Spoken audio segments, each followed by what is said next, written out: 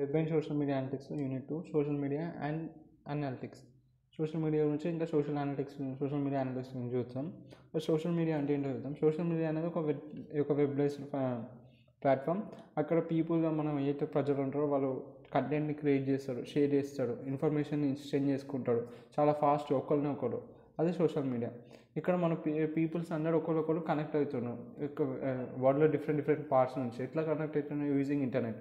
ఇప్పుడు నేను అమెరికాలో ఉన్న ఎవరితోనో నేను ఫ్రెండ్ రిక్వెస్ట్ పెడితే వాళ్ళు యాక్సెప్ట్ చేసిండ్రు.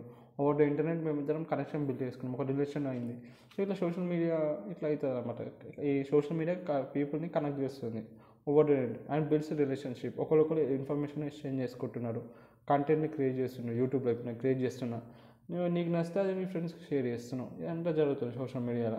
ఇప్పుడు అలా సోషల్ మీడియా అంటే వస్తాయి Facebook, Instagram, WhatsApp, Twitter, LinkedIn, YouTube, Snapchat, threads, Pinterest ఇవన్నీ సోషల్ మీడియా కిందకి వస్తాయి. మరి సింపుల్ డెఫినేషన్ చెప్పాలంటే ఇది ఒక డిజిటల్ టూల్. అక్కడ పీపుల్ అందరూ వాళ్ళ ఐడియాస్ని, ఫొటోస్ని, వీడియోస్ని, ఇన్ఫర్మేషన్ని షేర్ చేస్తారు, ఒకరినొకరు కనెక్ట్ అవుతారు, రియల్ టైంలో అని రాయొచ్చు. మళ్ళీ దీనికి ఉన్న మెయిన్ ఫీచర్స్ ఏంటి? ఇంటరాక్టివ్. యూజర్స్ అందరూ మనం వాడు పెట్టిన కంటెంట్ కామెంట్ చేయొచ్చు, షేర్ చేయొచ్చు, లైక్ చేయొచ్చు.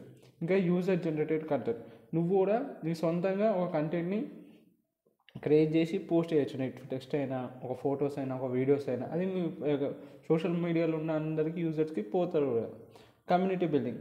నువ్వు నీ సిమిలర్ ఐడియాస్ ఉన్న వాళ్ళంటే కమ్యూనిటీ అవుతారు, గ్రూప్స్ అవుతారు. ఇప్పుడు ఎన్టీఆర్ ఫ్యాన్స్ అంటే ఒక గ్రూప్, ఒక కమ్యూనిటీ అవుతారు. ట్విట్టర్లో ఒక ఫ్యాన్ వాట్స్ చేస్తారు. అదంటే ఒక కమ్యూనిటీ అనే ఒక సిమిలర్ మైండ్ సెట్ ఉన్న వాళ్ళంటే ఒక కమ్యూనిటీ అవుతారు. అలా గ్రూప్స్ చేస్తారు, పేజెస్ క్రియేట్ చేస్తారు, ఎవరికైతే కామన్ ఇంట్రెస్ట్ ఉంటుందో అట్లా. ఇంకా రియల్ టైం కమ్యూనికేషన్ ఉంటుంది. న్యూస్ కానీ అప్డేట్స్ కానీ ఎప్పుడెప్పుడు మనకి సోషల్ మీడియాలో తెలిసిపోతుంది ఏమో జరిగినా.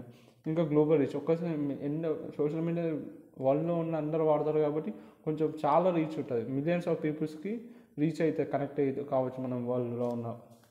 ఇంకా టైప్స్ ఆఫ్ సోషల్ మీడియా వచ్చేసరికి ఫస్ట్ సోషల్ నెట్వర్కింగ్ సైట్స్ ఉంటాయి. అంటే ఒకరికొకరు కమ్యూనికేట్ అవ్వడానికి ఫేస్బుక్, ఇన్స్టాగ్రామ్, లింక్డ్ఇన్ ఇవి సోషల్ నెట్వర్కింగ్ సైట్స్.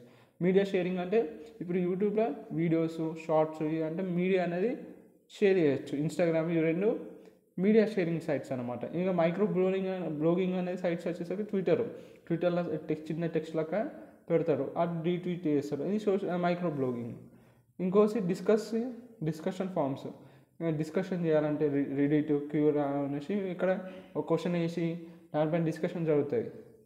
ఇంకా మెసేజింగ్ యాప్స్ వచ్చేసరికి మన టెలిగ్రామ్, వాట్సాప్ ఇవన్నీ మన మెసేజింగ్ యాప్స్ కిందకి వస్తాయి. మన ఇంపార్టెన్స్ ఆఫ్ సోషల్ మీడియా ఏంటంటే పీపుల్స్ అందరూ గ్లోబల్గా కనెక్ట్ అవుతున్నారు. బిజినెసెస్ వాళ్ళు అడ్వర్టైజ్మెంట్ చేసుకోవచ్చు, మన యొక్క సేల్స్ పెంచవచ్చు, మార్కెటింగ్ చేయొచ్చు ఒక ప్రోడక్ట్ని, బ్రాండ్ అవేర్నెస్ తీసుకురావచ్చు. దాంతోపాటు కస్టమర్స్ ఫీడ్బ్యాక్ తీసుకోవచ్చు రియల్ టైంలో.